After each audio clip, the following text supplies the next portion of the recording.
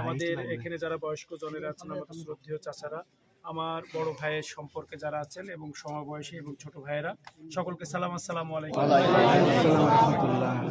আমি আসলে তো অনেক কথা অনেক জায়গায় বলছি, আমরা এখন খুব ইনফর্মাল কিছু কথা বলতে চাই। কোনো ফর্মাল কথা নয়, কোনো রাজনৈতিক কথা নয়। আমরা যে এই যে সুন্দর একটা পরিবেশ, সন্তান এবং বাবাদের মধ্যে, ভাই ভাইয়ের মধ্যে এই যে হৃদ্রতাপূর্ণ সম্পর্ক, একজন আরেকজনকে দেখলে যে আগলে ধরা, যে ভালোবাসা, এই দুনিয়ায় এর থেকে বড় কিছু কি আর আমাদের চাওয়ার আছে বলে? আমার কাছে মনে হয় যে এর থেকে বড় কিছু আর নেই। তো আমরা এই সম্পর্কটা নিয়েই সামনের দিকে এগিয়ে যেতে চাই ইনশাআল্লাহ। আমরা আমাদের চেষ্টাটুকুর সর্বোচ্চটুকু আমরা আমাদের এই সামনের যে নির্বাচন, এই নির্বাচনে আমরা নিয়ে আসতে চাই।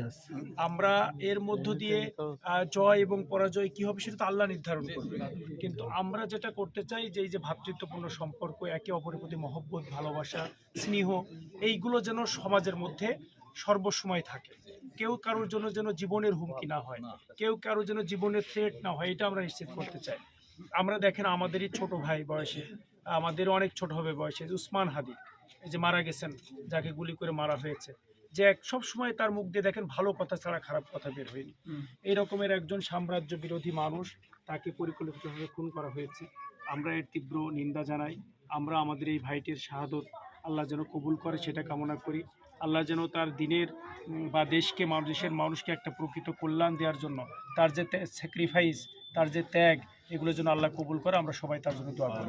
আমিন আমিন। আর আল্লাহ আজকে ওনার দাফন সম্পন্ন হচ্ছে বা হয়েছে। তো আমরা যেন নতুন করে আর বাংলাদেশে কাউকে এই সুন্দর কথা বলতে গিয়ে কাউকে যেন জীবন না দিতে হয়, সেটা আমরা নিশ্চিত করব। আমরা মানে সমাজের সবাইকে নিয়ে, সবাইকে নিয়ে এই যে মানে ভালোবাসার যে সম্পর্ক, এটা নিয়ে এগিয়ে যাব। আমরা আমাদের দিয়ে কাউকে আমার কথার দ্বারা, আমার কাজের দ্বারা, আমার আচরণের দ্বারা কেউ যেন কষ্ট না পায়, সেটা আমরা সবাই খেয়াল রাখবো প্রিয় ভাইয়েরা। এটা আর আমাদের মুরব্বী জনেরা আছেন, সবসময় আপনারা তাদের সাথে সুসম্পর্ক রাখবেন, সবসময় তাদের দোয়া নেবেন। আমরা বিশ্বাস করি আমাদের এই শ্রদ্ধেয় জনদের দোয়া, ভালোবাসা আর আল্লাহর রহমত আমাদের উপরে থাকলে আমাদের পথ চলা কেউ আটকে রাখতে পারবে না।